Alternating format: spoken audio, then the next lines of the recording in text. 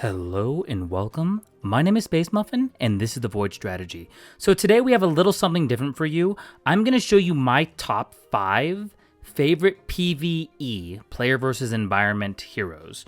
And I'm going to kind of demonstrate some of their abilities for you. So number 1, we have Tirion. Tirion Fordring, he's very good. I like to use By the Light. Heals primary target for twice as much. And you guys have seen this build before, if you've watched my Tirion videos, but we're going to go with Griffin Rider, with Mighty Throw. This allows us to kind of evade some of those pesky targets. It's really nice. I like the fact that we get that distance from the tower. That's kind of why I use that ability. Obviously, we have Blizzard with Cold Snap. I like to freeze the enemies in place. You could also go with Ice Crown, or you could even go with Brittle Ice, you know, but... They're all good, but I like Cold Snap just because I can freeze those enemies in place, and then I can hit them with the Safe Pilot, or, you know, I can use the Huntress. Next, we have, of course, our Prowler with On the Prowl. I like the fact that he gains Stealth, but mainly that Stun ability. Really good for single target, and then, of course, he gets the bonuses from Ambush, from attacking from Stealth, so that's really cool. And then... Or no, maybe he doesn't gain the ambush. Maybe he only gains the stun. But anyways, the point is that we also have the Huntress. The Huntress has ambush. That's right, Shadow Meld. I like Shadow Meld. Once again, you get that stealth. You know, you can kind of sneak up on your opponents. This is really good for PvE, just because the opponents cannot see you. Of course, we have Safe Pilot with Coming in Hot. Deploys twice as fast. You could also go with Cloaking Device. In fact, let's go with Cloaking Device. And then, of course, we have our Defias Bandits with Picklock. The reason why we're using Picklock is because we want to gain that 2 additional gold when opening chests. It's going to be a super massive advantage for us. So let's go ahead and show off Tirion real quick. So when playing Tirion in a PvE setting, you know, it depends on the map, but the reality of the situation is you can use Tirion as a healer. And I kind of like to deploy these units like this, and in this particular map, you know, we want to get rid of the Banshees. You know, we don't want them to gain control of anybody. And then what we'll start doing is we'll use Tirion kind of as a distraction, and then we'll let everybody else kind of do their thing. Yeah, we're gonna put out. Actually, let's see how we're gonna do this. Let's do something like that. But what I like about Tirion is there's a level of diversity for Tirion. And so as you can see, once again, Tirion can be kind of used as a distraction. If that makes any sense, we can kind of get those hits in like that. So I'll put out another Tirion. We got the Wolf kind of running around, the Prowler. That's kind of broken. It's giving us the Onu ability for whatever reason. So that's pretty cool. Very powerful. And then what we might do is we might put out the Huntress. You do still want to mine, but you want to be careful because you want to make sure there's no one that's going to kill your miners. Stuff still applies there, so lots of good stuff. I'm going to put this out, and then what we might do is... Let's see what we got going. We're going to get a couple hits in, but what I'll do is I will do something like this. And then we're able to get those hits off. And then, you know, we'll kind of do something like that. Not a terribly big deal. So, once again, what I like about Tirion is, once again, that diversity. Obviously, we are facing an opponent that has flying, but we're able to still heal. We're able to still kind of get those hits off. And we're still able to kind of defend our base with Tirion and things like that. So, really good. You know, with that healing ability, and then we can kind of use the Safe Pilot to kind of come in hot, you know, and do its thing. And then we're going to try to gain some more of the... we're going to try to gain some more gold if we can. Put this guy out. So he's obviously going to die. So when you have like an enemy that's moving like this, you really got to like strategize. So Tyrion's going to distract him. I'm going to put the Safe Pilot out so that we can get those hits off. We're going to use this to kind of hit Onu. And so he's distracted. So get a couple hits off, not a big deal, and then we kind of come in with that. And we're able to kind of chip away at that health pretty easily.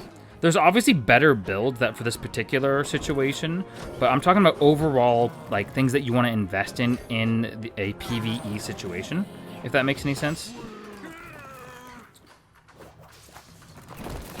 So like, and as you can see, even though he's not like amazing on this map, he can still, you know, he still does stuff, right? Like he's still able to get those hits off. Obviously, I made a mistake there, not a big deal, but you know, we're able to then go in, do a little bit of a distraction, and then we're able to maybe get a couple hits in. And then we just finish him off like that. So that's Tirion. I'm going to show you guys my next favorite PvE build. So next we have Cairne Bloodhoof. And, you know, you can do, I like, when Plains running is good, but I really like Reincarnation. It just depends on kind of your playstyle. But what I like about this, and once again, we kind of are able to focus on those horde units a little bit more. I like the fact that this, you know, relatively simple.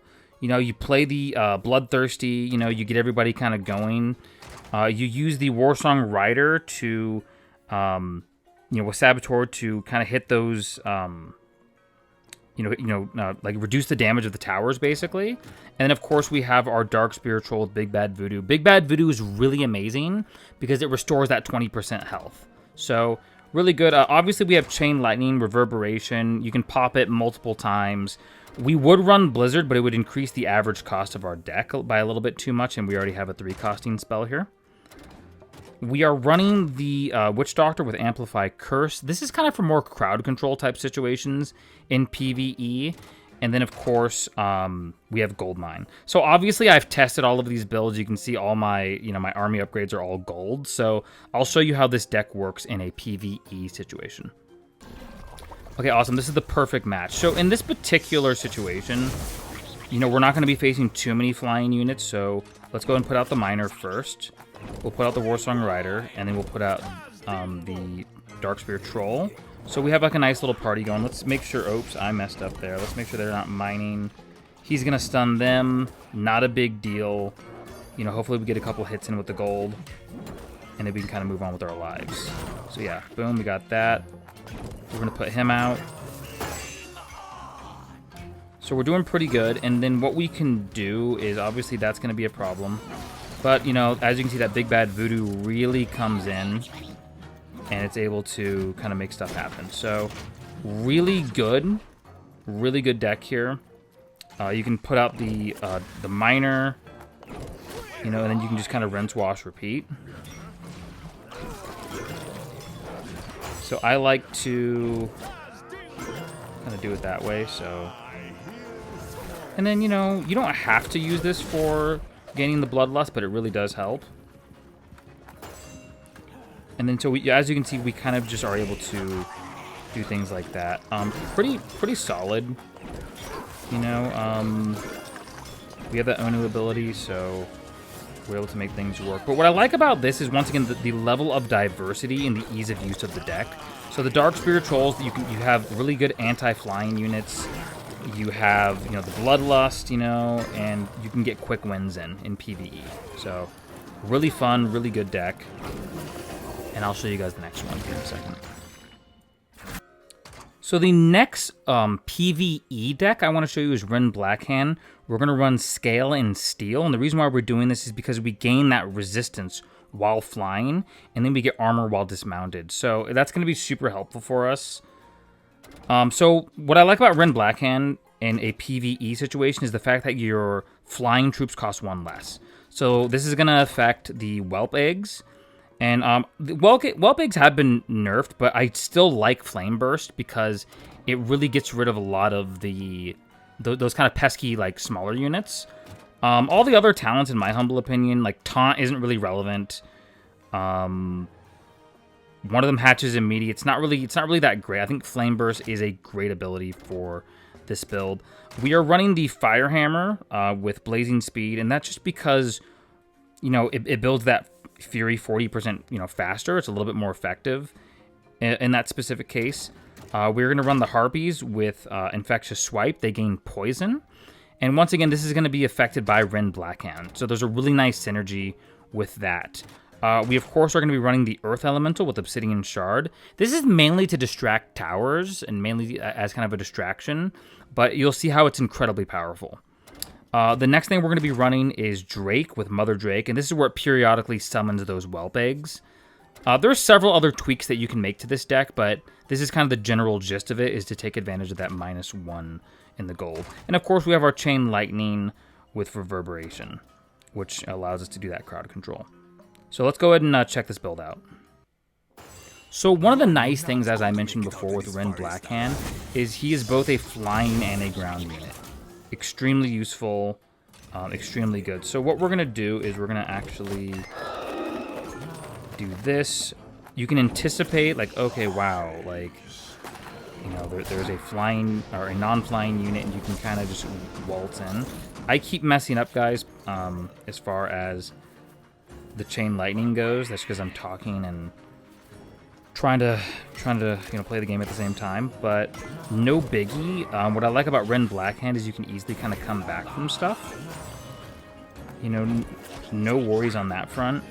We got that Onu ability, really nice. And then so as you can see, the units do cost less, so we're able to really start to wreak havoc with our flying units, and then we're able to start distracting people in that environment. And then so what I'm going to do in this case, we're going to use the Obsidian guy for that.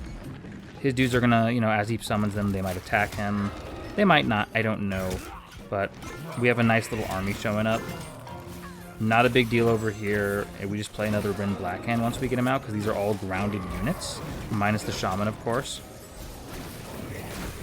Awesome. And then as you can see, we get that second unit off. You know, we're able to really make things happen there. And then because Rend Blackhand's still out, we're able to put the Harpies in, no big deal. These guys are rolling up. We have a legion of dudes rolling up. You know, let's try to start to overwhelm our enemies. Really good. Yeah. So there's Rend Blackhand, guys. You can see the gist of how that works. The next deck that I want to show you guys is Baron Rivendare. And if you guys watched our Baron Rivendare video, you will kind of understand how this works. So what I like about Baron Rivendare is you'll automatically summon skeletons. If you have Chill of the Grave up, these turn into warriors. I like it because we get that extra anti-air, you know, and it slows the enemies down. We can run the Gargoyle. I have Wing Buffet. And this increases the movement speed by 33%. This is going to allow us to be a little bit more effective when stealing towers and things like that. Of course, we have our Ghoul with Bone Shield. You could also run Taste for Blood, but I like Bone Shield because we get that armor. We also have our Skeletons with Cackle. This is mainly for distractions. And then, of course, we have our Necromancer with Jeweled Skulls. And then our Chain Lightning with Reverberation. You could run Smoke Bomb, you know, for the Gargoyle. That's kind of what the PvP build of this version is, but you can also run Banshee. You can run there's other stuff you could run. You could run Meat Wagon. You could run, theoretically, you could run Skeleton Party with 5-man.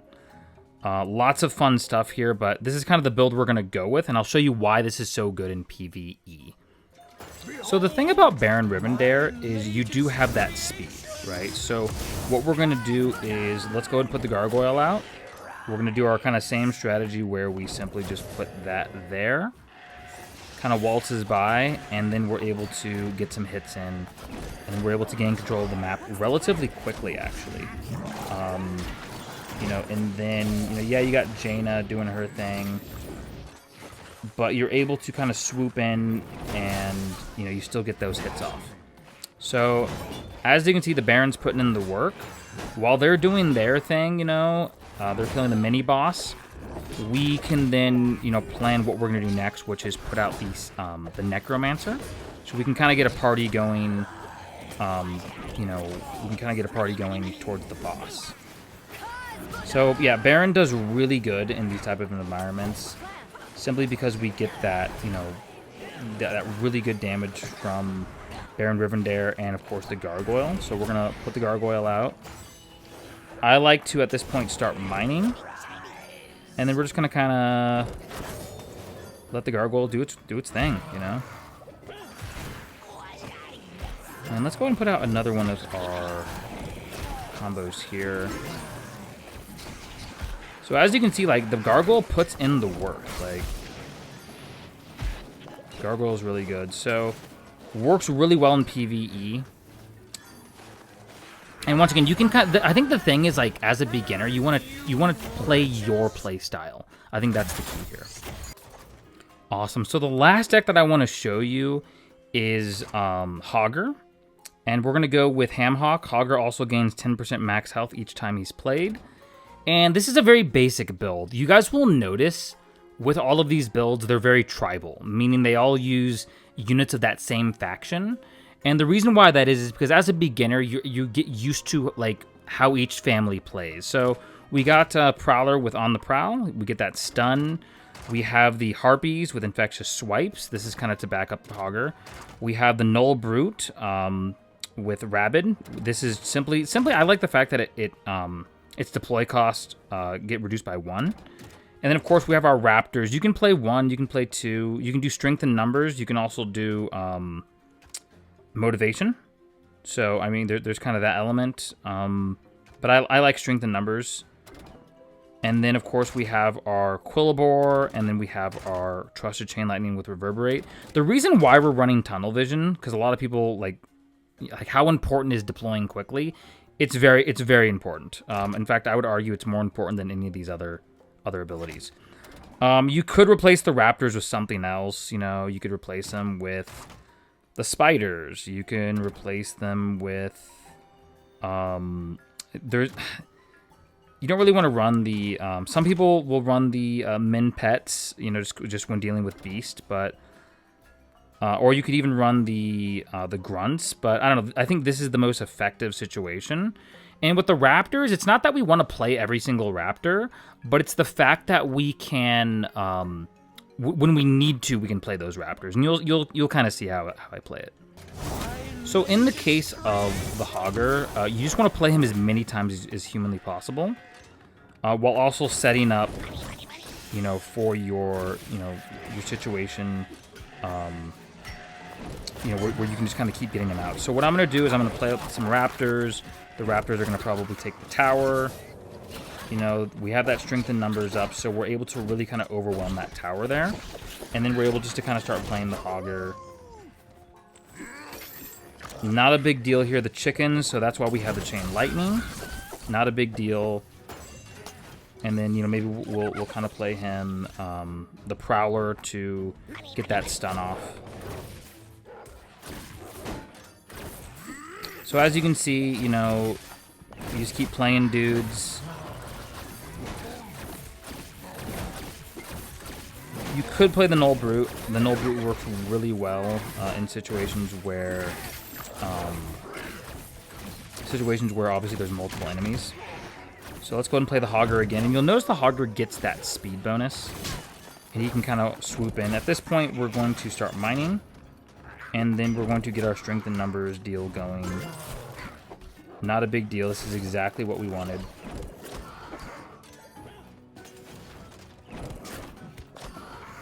And then so, you know, that's happening. We're killing the boss. Everything is as it should be. And then, of course, we're going to play our Trusted Harpies here. But because Hogger is so powerful with that 10%, he might just kill the boss right then and there. Oh, maybe not. So we'll just Chain Lightning him.